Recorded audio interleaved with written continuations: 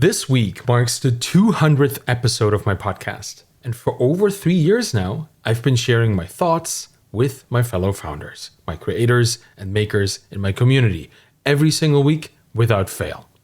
Today, I want to share how I stay consistent throughout that, how I have invented systems that keep me accountable, how I come up with ideas that resonate with my readers, viewers, and listeners, and what this consistency has allowed me to do, both financially and in terms of lifestyle design.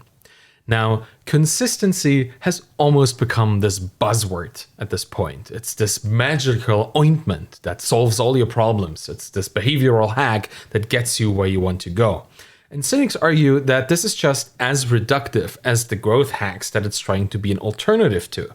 But I like that people care about consistent effort and authentic work. In fact, let's make it a buzzword. Let's make it a meme that people keep teaching to each other, because it's a pretty good thing. Consistency is the central element of my personal journey, and I attribute a lot of my success to it. It's by far not the only contributor, but it's the one thing that allowed me to set up a self-sustaining content creation loop. And before we dive into the consequences of this consistent effort, and there are many consequences here, I want to share how I discovered a way for me to stay accountable and built this process that allowed me to get to 200 podcast episodes and counting. So let's talk about how to be consistent first. It didn't start with a podcast at all. After I sold my SaaS business, Feedback Panda, back in 2019, I was looking for something that would allow me to give back to the indie hacker community that had already given me so much. I had devoured all kinds of books and blog posts and interviews leading up to building my own SaaS business. And now that I had something to share after the exit, I wanted to flip the script, quite literally, and then write about my own experiences so that others could learn from them. I started the Bootstrap founder blog back in November 2019, a couple months after we sold. I prepared for that by brainstorming this massive list of topics that I wanted to write about, all kinds of things. There's no shortage of minute details in a bootstrapped SaaS business journey, from those technical choices that you have to make in the beginning, to setting up scalable customer service at some point later, even focusing on mental health challenges. I quickly had hundreds of potential topics right there in front of me. And I wrote about half a dozen blog posts with topics picked from that list over a week or so, just to have something to show for when I launched the blog. And it wasn't really much of a launch. I had barely 400 followers at the time on Twitter, but the followers I did have were very kind and gave me feedback on my writing immediately. It also very much helped that I had given an attendee talk at MicroConf Europe in 2019, just a few weeks prior to launching the blog. That was instant credibility. Just being on stage for 10 minutes as a guest attracted so much attention from my fellow founders that it effectively kickstarted my whole writing journey. And after a few weeks of releasing new articles every Friday, I started getting lazy, because that's my personality. But don't get me wrong, I saw the numbers tick up, and I even had one of my articles on Hacker News for a day, but I had a motivation problem. I tend to have that when I do things over and over again. I started procrastinating. Now, I wanted to keep writing for the blog, but I also didn't have a strong enough reason to feel compelled, so I created one for myself. I started my newsletter a few weeks into my writing journey, and I thought, if only one person subscribes to this, I will have to keep writing. And then, to my great surprise, 27 people chose to subscribe to this newsletter after I launched it on Twitter. And since that day, I have not missed a single week. I've always felt accountable to this growing number of readers. And this is how I'm, outsmarting my own laziness. I carefully selected this manageable external pressure to apply to my own work. The not so critical, but still easily disappointed expectations of my readers. It works every time, 100% of the time, at least for myself. And since I'm talking about my readers, I found that writing, while extremely enjoyable for someone like me who likes to work in solitude, has its limitations. After a few months of weekly newsletters, one of my readers reached out to me and told me that they really enjoyed my work. They really liked what they would read, but as a dyslexic, their reading experience was quite painful. They asked if I could provide this machine-read audio version or something, just anything. And other readers had already reached out and told me that they don't have the time to read my 3,000-word articles, but they did have half an hour of commute time every single day. Well, what can I say? I'm a sucker for making things easier for people. That's why I became a founder, and it still holds true for me as a writer. So I started a podcast. But I needed it to fit into my lifestyle. I didn't want to create something completely new. I wanted the podcast to be this alternative consumption method for my existing written work. So I bought a good enough microphone. Back then it was the Blue Yeti, which I have since replaced with the Shure SM7B, and then started narrating my article into Adobe Audition. A few times I would add my own thoughts as they appeared, going on tangents here or there, but mostly I just read aloud what I had written. And it turns out that this is an incredible editorial tool for a writer. The moment you read aloud what you wrote before, you'll find that it either sounds good or it doesn't. I often edit my articles to sound more like what I would tell a person in a conversation. And this has made my writing much more casual as well. I choose simpler words and I try to stay away from complex expressions, just what resonates with people when they hear it. And it turns out that a well-written article that also works as a podcast will also work as a video. And since I already had my script and good audio, all I needed for getting my content on YouTube was a camera and a teleprompter. I got a cheap setup just to get started, and ever since then, I've been presenting my weekly writing in 4 distinct ways: as a blog post, a newsletter, a podcast, and a video. 4 formats, 1 script, 1 article, 1 idea. And since this all happens on a weekly basis, I have found a structure that works for me. I write on Monday, with Tuesday as a buffer if I don't finish on Monday. Wednesdays is for other projects, like my podcast with Tyler Tringus that I started a couple weeks ago. And I also release my pre-edited interviews on Wednesday, and we'll talk more about that later. On Thursday then, I record the podcast on audio and video, I edit it all, and I prepare it for distribution. Friday, when it's distributed, is also my marketing day, when I publish on all my channels and I engage with my readers, viewers, and listeners. And having this single source of truth, my article that I write on Monday, was a very good idea, because it allows me to get most of my work done in one swoop, because this article enables every other medium once it's written. And I found that jumping from article to article plus podcast was incredibly easy, because it just required pressing record and reading what I wrote. Adding this extra distribution channel was pretty simple and very effective. Turning it into a video after that was even easier. I just needed to press another record button, that of my camera. And not only do these 4 channels give me this extreme amount of accountability, because I have to make sure that my content is solid and works for all of them, but they also allow me to build a wonderful mix of readers, viewers, and listeners. And that way, people can find the perfect way to consume my work and no one gets left behind. And of course, I changed a few things over time. Like, this isn't a static process. I added interviews to the mix as well. Off my podcast, both audio and video, I release 2 episodes a week. One being an interview with a person that I really admire, and the other being my regular weekly article where I think about stuff.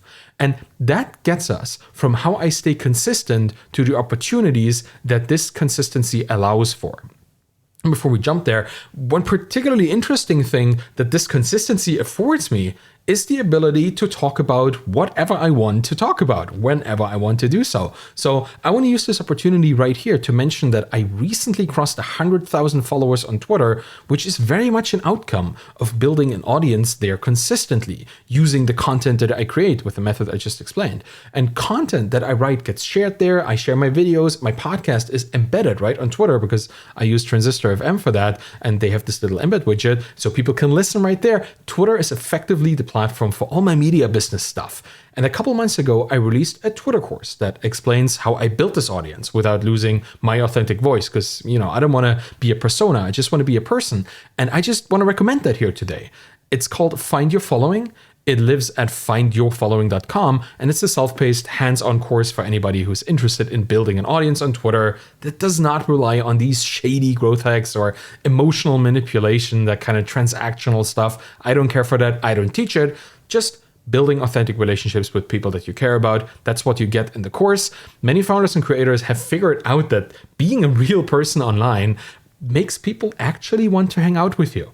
That works for personal brands and business brands alike. So go to findyourfollowing.com if you're interested in this and start your own Twitter journey and see how I built this 6-figure audience, which I still cannot believe that actually happened, but it did, using the strategies that I lay out in the course. So let's get back to my process, because we need to talk about what consistency makes possible here. The interviews that I do with people like Daniel Vassallo and Patrick Campbell and Michelle Hansen and many, many more of all these amazing people from our community, well, they didn't just happen. It took this combined credibility from having been a community contributor for years and having established a podcast that people actually listen to. I likely could not have started out with an interview show. That's something that I consider as an important fact here. Is some things you have to work towards, but now that I have access to these great subject matter experts, it heavily impacts my writing. Here's this open secret that I talk about a lot about my idea finding process. I am most inspired by conversations with people who know what they're doing. Every week, I record and I edit an hour-long interview. And during the 3 hours that I spent on this, an hour each for preparing, recording, and editing, I come up with questions and themes and topics that naturally flow back into my big blog post topic idea list. It's a Notion document that I have. And every conversation I have results in 1 to 5 new future podcast topics that I just jot down in this Notion document somewhere in the big list. Doesn't matter where it is. You find it later when I need to use it. And beyond getting my ideas from these recorded chats, I also heavily source topics from the ongoing conversations on Twitter. At this point, I follow around 16,000 people, and my activity stream is this never-ending source of exciting exchanges between very passionate people, founders, and creators who are likely readers of my work. It's only logical for me to pick up the things that they're interested in and turn them into something that I can enrich our community with. Now, I can only hang around my heroes and my amazing peers on Twitter all day and learn from them what they talk about because something is paying my bills, right?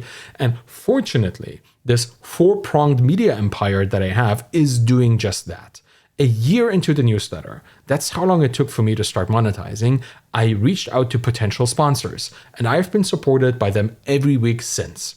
Even the podcast has sponsors most of the time. Not today, sponsoring my own show, because that's what I can do and I want to talk about my stuff. But in aggregate, each Friday, when I release all my content, I make somewhere between $1,000 and $2,000 US from sponsor placements alone. And that pays for all the services used in my production of my content, like ConvertKit, Adobe Creative Suite, and Descript, and Transistor FM, and many, many more, and then some. It was quite hard to get to sponsors and to get sponsors to work with me because particularly as we were moving headfirst into the COVID-fueled recession that we're in right now, they are sparse and they don't really want to spend much money. But because of the year-long track record of my consistent effort of building a brand, a lot of people said yes and still are saying yes to this day. But sponsorships aren't the only financial opportunities here. One thing that significantly diversified my income streams was something that I never intended to do, write a book. And actually, I wrote 2 books, which I very much did not intend to do when I started this journey, but it happened. And every day, a handful of people purchase one of my books from Amazon or from Gumroad. And not a day has gone by without a sale since June 2020, when I first self-published Zero to Sold. I never expected this to happen and I was caught by surprise, but obviously it's a very pleasant surprise. And another surprise, it was actually Andrew Gazdecki, the founder of MicroAcquire, now Acquire.com, back when I launched a bootstrapping guide on my blog that kicked off all of this. I'd written 24 blog posts at that point, and I thought I could create this little guide that linked to all of them. And when I launched that, people immediately told me they would love to see this as a book. And Andrew did that too. I still have the tweet, and that really encouraged me to get going and turn it into a book.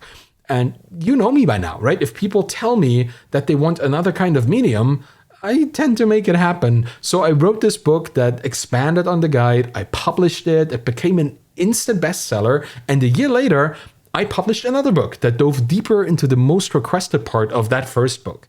And then people asked for a video-based version, which is why I created Find Your Following, this Twitter course. It leans heavily on The Embedded Entrepreneur, my second book, because part of that is a Twitter course. And together, all these info products still sell on a daily basis, and they augment the revenue of my media business. They're also part of the content generation engine, because every topic that I cover in the books and courses is always interesting to look at from another perspective. My blog is a natural extension of my books, and when I go to revise them, I already have written what I need. All formats, all mediums effectively interlink. It's a gigantic flywheel. And that is not just about making money either, because people most of the time think about flywheels of like a money generating engine, but it's also about making me better at what I'm doing. With every article, I become a slightly better writer. With every podcast recording, I get better at giving voice to my thoughts. And every YouTube video I create is getting snappier and more engaging, and livelier than the one that I made the week before. It's this enormous confidence boost to know that I have done this 200 times already at this point. How hard can it really be to do this for the 201st time? Having such a sizable archive of written content and video and podcast also allows me to point interested parties, and that could be anyone, potential consulting clients or curious novices or future business partners or people who read my work, to go to my prior work just when I need it. When someone asks me just about how to go about picking an audience, for example, I don't have to think of a solution. I could just give them a URL to a 4.5K word article that explains the whole process in great detail. I've written about so many things at this point that I can almost guarantee that there's something in my archive somewhere about any particular topic. And if there's not, well, I can use next week's newsletter to explore that particular question, after which it will be in the archive. It's really useful. The long tail is incredibly important.